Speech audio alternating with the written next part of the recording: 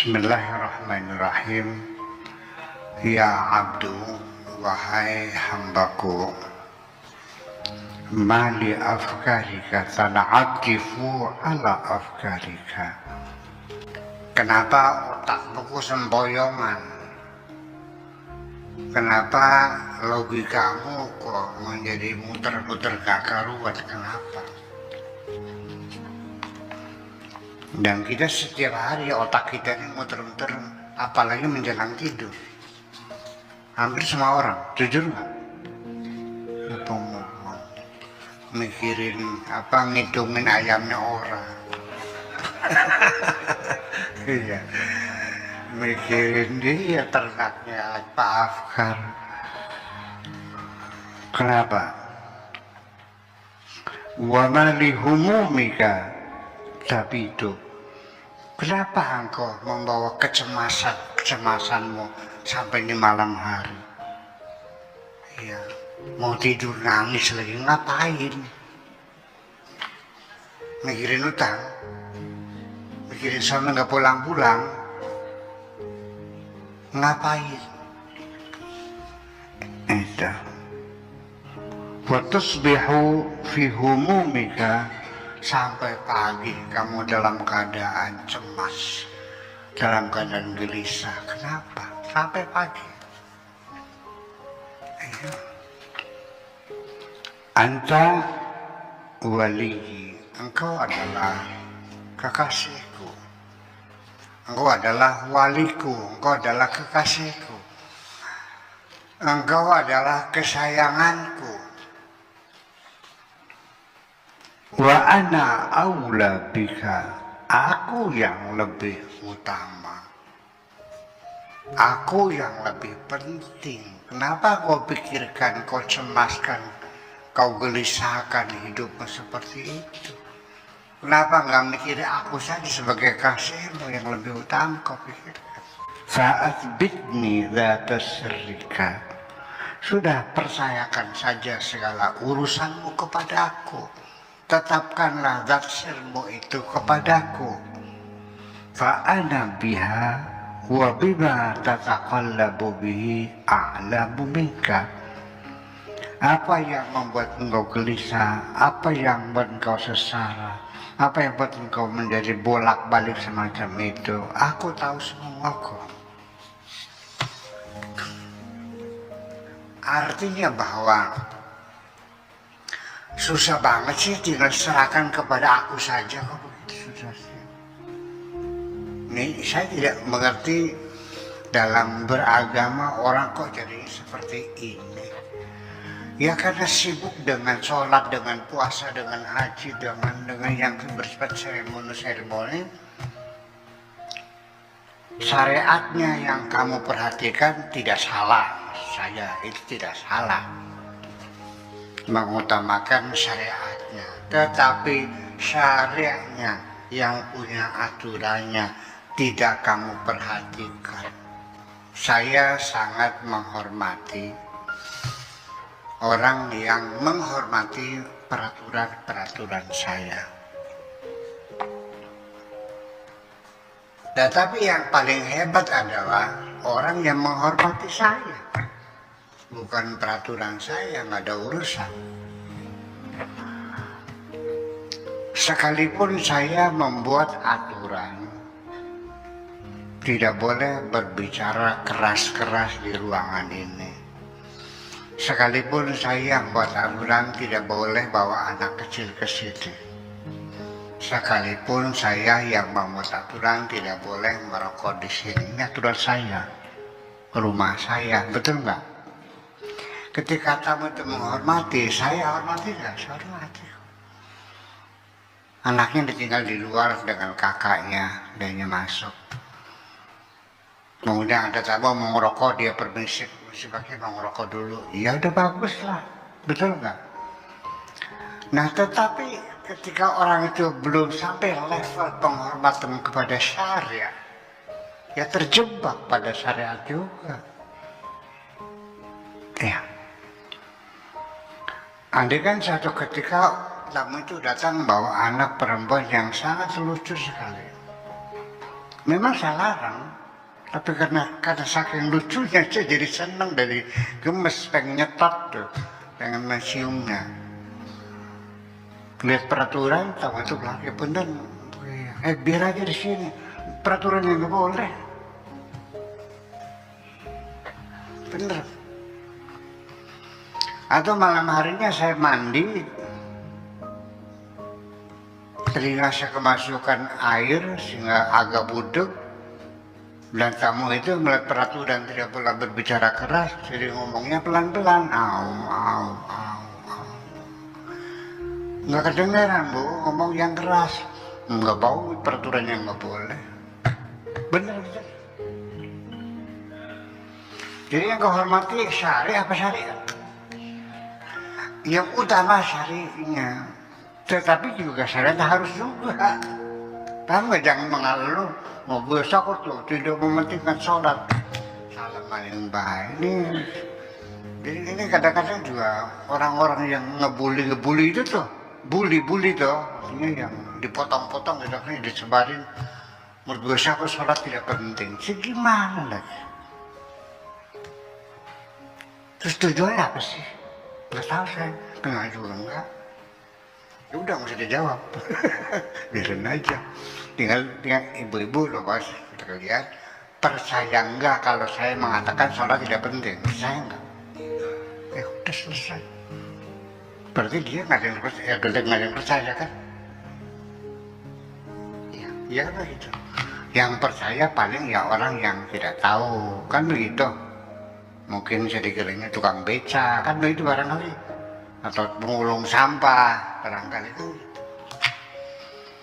Iya, nggak tahu bahwa Buya Sakoto punya pesantren, ya menitipkan agama Islam sama anak cucu kita supaya Islam tetap abadi di sini. Ya kan begitu. Jangan nggak mungkin. Nggak mungkin tiap hari saya ngobrol-ngobrol ke anak suruh sholat, masih mengatakan sholat tidak penting. Iya kan? Gitu. Nah itu. Jadi artinya bahwa sebabnya kita tidak paham-paham itu karena kita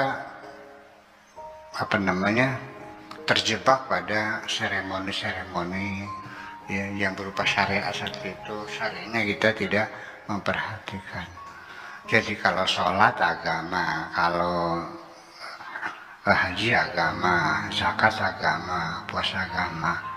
Tapi bagaimana kita ingin mendapatkan kedamaian di hati, dikira bukan agama. Bagaimana kiranya kita tidur bisa lelap, makannya lahap, itu bukan agama. Bagaimana kita menjaga persahabatan dengan teman-teman, itu bukan agama. Membangun kasih sayang dan kemesraan dengan anak istri di rumah, itu bukan agama. Kita kan jadi persoalan. Iya, jadi dikira itu persoalan kita sendiri, kita sudah. Ini yang susah saya, yang makan saya, ya Allah mah nggak ada urusan. Tinggal menyerahkan saja, ya Allah, ufawwidu amri ilallah, kuserahkan segala urusanmu kepada Allah. Gara-gara orang utang nggak bayar-bayar, kamu nggak bisa tidur, utangnya 10 miliar, uang kamu habis semuanya, bangkrut, tertipu. Ada nggak yang berpikir ya udahlah, barangkali itu kehendak Allah. Mungkin saya punya kesalahan dulunya waktu banyak uang saya kurang sodako. Ya udahlah saya ikhlaskan, ya Allah, aku terima segala keputusanmu, kau habisi hartaku semuanya, silahkan, yang penting ampuni aku dan minta rezeki yang lebih baik lagi. Nah ini kan yang susah kan begini, kenapa kau tidak serahkan kepada aku lebih tahu kok bagaimana mengganti rezekimu yang lebih baik. Kamu itu merasa lebih pintar dari Allah kok. Mau minta juga kamu kan minta ngatur Gusti Allah itu. Setiap hari kamu berdoa, itu bukan berdoa, ngatur Allah. Iya boleh. Ibu-ibu sekalian, hal yang semacam ini bukan katanya, saya mengalaminya sendiri. Saya kerja di luar negeri 20 tahun ya, betul nggak? Iya 20 tahun. Dan saya bukan TKW, bukan TKI. Yang kelas babu, yang yang gajinya hanya 3 juta. Tukang masak jadi supir. Saya sebagai high skill. Tenaga ahli. Kira-kira gajinya berapa selama 20 tahun? Banyak kan duit saya?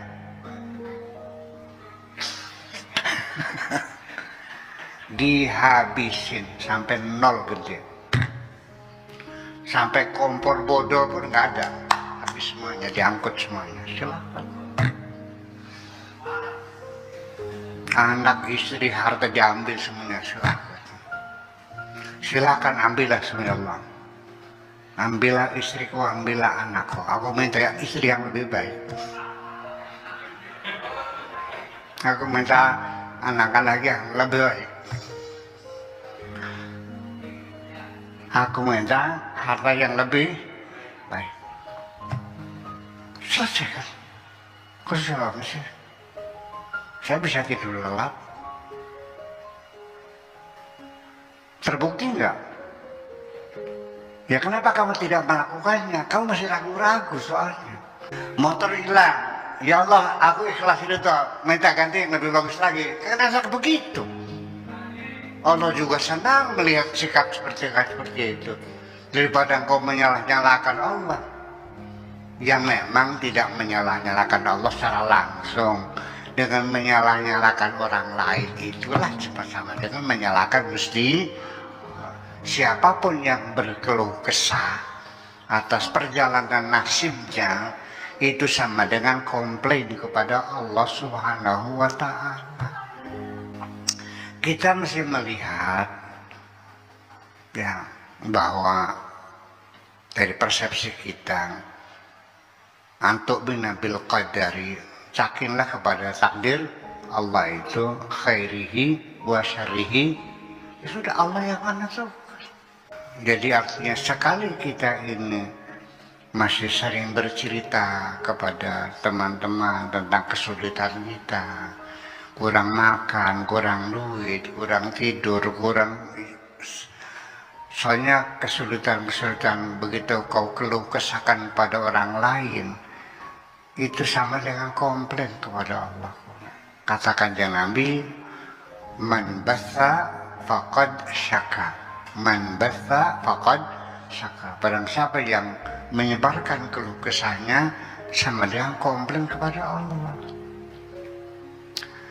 Anak santri saya nggak betah, baru kelas 2, Alia nggak betah, dia pindah.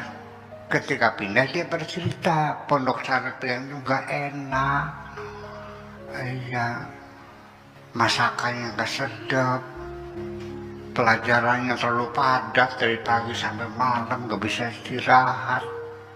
Pokoknya dia ceritakan keburukan, pengalaman pahit dia selama di pingkan. Coba HP saya dirampas, dibuang ke balong, diceritakan semuanya. Aturan-aturan yang ketat di sini dilanggar semuanya, akhirnya dia pindah dan menceritakan keburukan pondok Sarambir. Saya marah nggak? Kalau Allah marah gak digituin?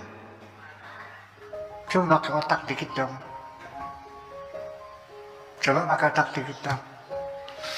Memang iya, secara psikologis, ketika kita menyampaikan kesulitan kita kepada seorang sahabat, karena kebenakan, diceritakan kejelekan istri, mertua juga diceritakan.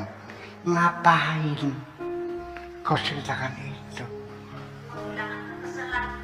Keluhan-keluhan yang semacam itu yang kau sampaikan kepada teman-temanmu, itu adalah pembicaraan yang sama sekali tidak menarik kok dan membosankan. Jujur aja dah, percuma. Dia sekarang sedang bersahabat, kau buka rahasiamu. Ketika terjadi permusuhan, kunci rahasiamu ada di tangannya. Kenapa kita tidak mengadu pada Allah aja? Ibu saya juga sering mendoakan anak-anak begini. Lamun sirah bakal yang mulia, tak tungakna jawa umure. Bakal beli bener, tak tungakna kajian mati bisa. Ibu saya begitu. Artinya bahwa kalau kamu nanti bakal jadi orang jahat, saya doakan cepat mati saja kamu. Tapi kalau kau bakal jadi orang yang baik, saya doakan panjang umurnya. Itu. Ya namanya juga ngomong hujan emak ya. Ya, sedaguronya ibu saya begitu kadang-kadang ya. Saya yakin itu sedang guru itu bukan. Yang telah pasti anak-anaknya didoakan semuanya kok. Nah, jadi fa'athbitni itu maknanya, makanya tadi dikatakan fa'athbitni zata sirrika. Semua rahasiamu sudah tetapkan saja kepadaku, pasrahkan kepadaku. Ya Allah, saya begini. Ayah, ya Allah, daripada saya disakiti tiap hari, suamiku yang tidak tahu perasaan yang ini ya Allah, kalau memang panjang jodohku lanjutkan, beri aku kesabaran. Kalau tidak ada kemaslahatan untuk agamaku, untuk kehidupanku, ya Allah segera diselesaikan. Tapi aku tidak akan minta resmi, tidak akan minta cerai kepada suamiku. Silakan kau yang mengkondisikan sehingga kita mesti berpisah. Enak juga mau begitu. Lepas anda kena nyung sejen, laki kita kok, anu cupat, anu makanan, bocah blesak. Ngapain? Ya, itu tidak menarik bagi kalian. Jangan dikira. Memang kita ini ngerasa plong. Karena itu beban dalam pikiran, diceritakan orang lain, seperti kita menguras memori, betul nggak? Tapi jangan, itu sementara. Plongnya itu sehari 2 hari. Setelah itu yang mumet lagi. Karena tidak terselesaikan kok. Tahunya teman yang menjadi tempat curahan itu menolong kamu. Enggak, dia juga punya kesusahan sendiri kok. Boro-boro nolong sila. Itu kira-kira yuk kita serahkan saja intinya mah kepada Allah, kan Allah yang lebih tahu daripada kita. Mana yang terbaik, Allah yang lebih tahu. Jadi serahkan kepada yang lebih tahu. Jadi kalau kita memilih sesuatu yang kita tidak tahu, tolong nanya kepada orang yang tahu. Saya tidak ngerti berlian, mana diamond, mana imitasi, ya kan begitu. Kalau mau berlian, saya cari orang yang ahli diamond dong, ahli berlian. Betul nggak? Bikaji, kini berlian duduk ini, berlingin maksudnya. Ya dia tahu sih, dia pedagang berlian. Jangan sok tahu sendiri langsung dibayarin. Ternyata beli harga 5 miliar, ternyata bohong, beling, palsu lagi. Kan begitu persoalannya. Nah, cara menanya sesuatu itu dalam agama namanya istikharah. Paham? Kalau ada lelaki melamar kamu, ya nanya sama Allah sebagai khalik dan sebagai pikir yang lebih tahu. Ya Allah, ini bagus enggak laki buat saya. Nah, tapi kalau dalam hal memilih jodoh, istikharah ini banyak dipakai orang. Istikharah ketika mau kawin, betul nggak? Tapi ketika mau menanam pohon apa yang bagus, nggak pernah istikharah kan? Enggak. Mau dagang apa, nggak mau istikharah kan? Mau mesantrekan anaknya gimana, nggak pernah istikharah kan? Jadi istikharah untuk jodoh aja. Ya. Yuk kita biasakan, ya kan, tradisi Islam semacam ini. Cobalah istikharah. Mungkin pertama-tama Anda akan mengalami kesulitan. Salat istikharah 2 rakaat sudah dibaca. Ayatnya ini, ayatnya ini, doanya ini. Ternyata nggak ngimpi-ngimpi. Jangan putus asa, teruskan lagi. Mungkin perlu banyak istighfar dulu, ya dong. Percayalah, Kalau sudah mempan, ya silakan datang kepada ulama solehin minta diistiqorohkan, kan begitu persoalan.